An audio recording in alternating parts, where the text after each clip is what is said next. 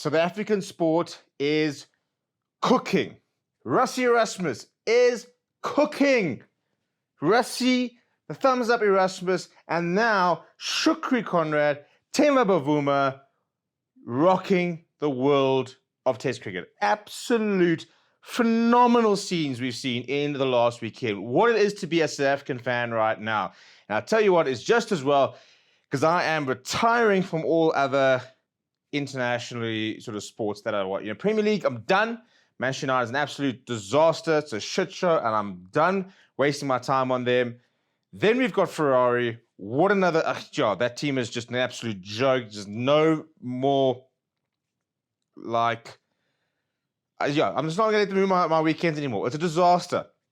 But we're going to focus on the South African hustle and Rassie Erasmus doing the business in Ireland. And I'll tell you what, I don't think I've ever watched a Springbok match against such a highly rated opponent, an opponent that we struggled with, an opponent that we haven't beaten a lot, an opponent that's kind of been the monkey on the back, and yet never felt throughout the entire 80 minutes as if the result was ever in doubt. And there were a lot of cards and stuff like that, but that's not even necessarily why. And obviously, in terms of even when they went up to 14, 15, likes of that, the dominance the Springboks had at that scrum meant that we just did not play any rugby in our own half. I mean, that is probably the greatest scrummaging performance the world has ever seen.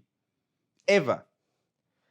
And the Boks, and somebody was saying on the podcast, they reckon that could be the biggest weapon in rugby history with regards to the consistency and the fact that it's not reliant on a single player. We talk about having like a Jonah Lomu, for example, a point of difference. That box scrum is a point of difference to the extent I don't think any team has ever had a singular weapon to that extent. It is absolutely phenomenal. And up against British and Irish Lions, tight five, the entire sort of tight five, just the entire scrum has played British and Irish Lions, and yet look at the way that they were absolutely decimated. Bowen Venter, Wilco Louw, Thomas du Toit, Gerard Steenekamp, Take a Bow, Malcolm Marx doing the business. World Player of the Year, Malcolm Marx doing the business. And some fantastic tries being scored as well. Sasha once again on the scoreline. Damien Willemse shushing the Irish crowd. I think, and even the whole Rassie Erasmus thing, this was big for Rassie Erasmus. This was significant for Rassie Erasmus, who was downing the sorrows of Irish tears to cheer himself up this weekend, because it was a huge monkey off the back for him. A massive, massive result, because this is a team that have eluded him. He's not been able to beat Ireland in Ireland since he's taken over. And I think it's quite personal for him in Ireland. Obviously, when he left Munster, there was a lot of backlash regarding that, and the fact that a lot of people saying he kind of left Munster high and dry. It was quite a split opinion with regards. Some Munster fans accepting it, some not very happy. Even the players and staff weren't particularly happy. Came back to South Africa. He's obviously had very controversial moments against Ireland, for example. The whole big thing during the World Cup, the Evan Etzebeth saying that some of them will see in the final. The fact that he said we weren't hurting enough. It's been a result that he hasn't been able to get. Even last year, for example, there was a lot of talk that Ireland was still a better side in the Boks. We didn't manage to prove that with a 2-0 victory. We actually shared the series. So this was a big result, and you could see what it meant to Rassie Erasmus, the relief in him. And whatever this was, whether it's to home fans, Irish fans, I don't think it cares. I think people underestimate how personal this game was for Rassie Erasmus and the Springboks. Even Dave Willemse shushing the crowd. They made this game personal. It was a personal, we need to go and show Ireland that we are a better side than them, that we are the best side in the world. And that is without a question. The whole card scenario, look, to be fair, there could have been more cards. There could have been a lot more cards. Sasha probably should have been sent off. Tommy O'Brien should have been sent off. There could have been more cards at the scrum, for example. There were so many different scenarios where more cards could have been given. And I think that the two things can be said could be true at the same time. World Rugby have got to review things with regards to the whole card situation, but at the same time, because of the relentless pressure that was being put on Ireland by the Boks, that's where the yellow cards came. Cynical infringements, multiple infringements at scrum time. The James Ryan decision, that's just a ludicrous moment from him. But because they were put under so much consistent pressure, that's where the cards came in. It was just inevitable, because you can't withstand that kind of pressure and not concede cards. That's what I'm saying in terms of the dominance. Not in terms of the scoreboard. The scoreboard didn't maybe reflect a dominant performance necessarily, but we were never, the result was never in doubt. We were never under real pressure apart from maybe a 5-minute period. Even when they scored the first try, properly against the run of play, we never had a sustained period of pressure apart from maybe the last 5 minutes.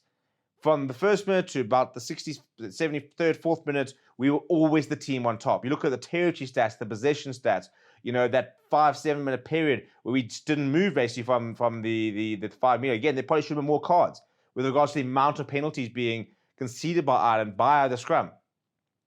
And, you know, try and depower the scrum all you want, because if you do right now, it just becomes a blatant, you know, tact to try and depower the Springboks. So depower the scrum means actively trying to remove the Bok advantage. So it's a very muddy area if World Rugby want to try and go down there. But phenomenal scenes. Now we move to basically a waste of time game, if we're going to be brutally honest, against Wales. 12 players from the box not available, down to 24, 25-man squad. I think only 8 backline players in total available. We've got a similar situation with Wales, having most of their squad not being available. This game should never, ever have happened. We should never be scheduling games post the international break. Before the international break, we can get away with it because we've got so many Japanese-based players, like against Japan, still a very strong side. Post the international break, we have not been able to keep all our Japanese players. We have not been able to keep all our URC players with a request coming from unions like the Sharks saying that they need Grant Williams back, they need Edward van der Merwe back. And now we've got a game which is basically a glorified exhibition of two teams or two nations not being able to field anything close to their sort of stronger sides. And it's not what you want as an international fan. Yes, as a Bok fan, we get more rugby, but it's not what we want. The good news, however, is that we're back to a bit of URC this weekend as well. The Lions are back. I need them to take a leaf out of Rassie Rasmus's book and start finding ways to win and start going on a run and start doing the business. Yuxke Dar, we're going to beat the Bulls this weekend. Massive result that would be. Not as big, however, as the Proteas whitewashing India. I called it, by the way. Go back a few weeks ago on this very, very, very series, and I said we have got the goods to beat India 2-0.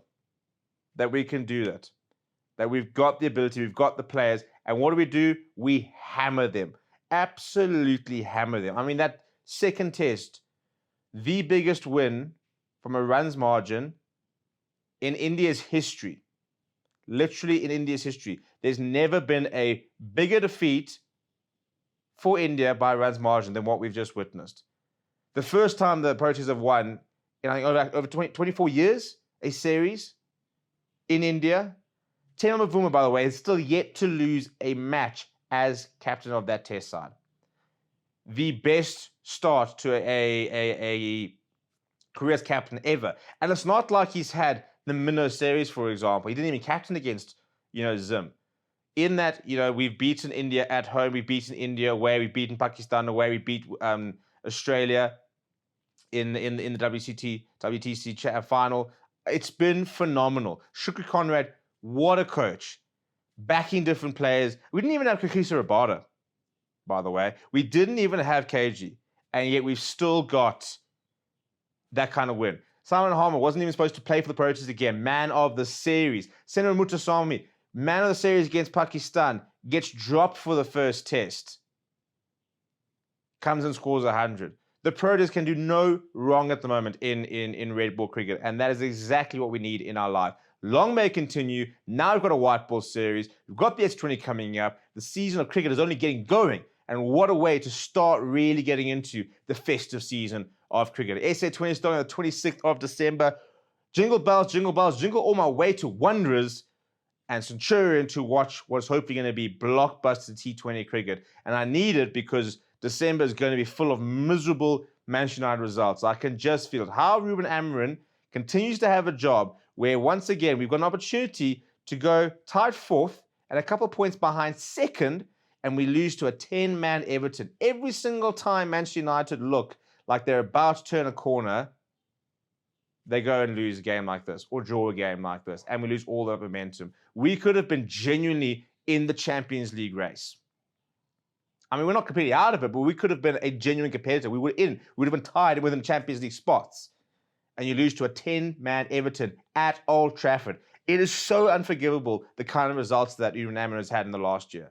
And I just don't understand where we go from here. I don't know where we go from here. Similarly with Ferrari, I don't know where we come from here. I'm just so over Formula One weekends at the moment. I'm just happening to be all in. Lewis Hamilton qualifying 20th. Getting points, cool, whatever. Charles Leclerc, very average weekend. But Ferrari just bringing absolutely no happiness to me at the moment. Next year, hopefully, can only get better. But when are we going to see a competitive car? When are we going to see us not make mistakes? When are we going to go back to challenging for a constructors or a drivers' championship?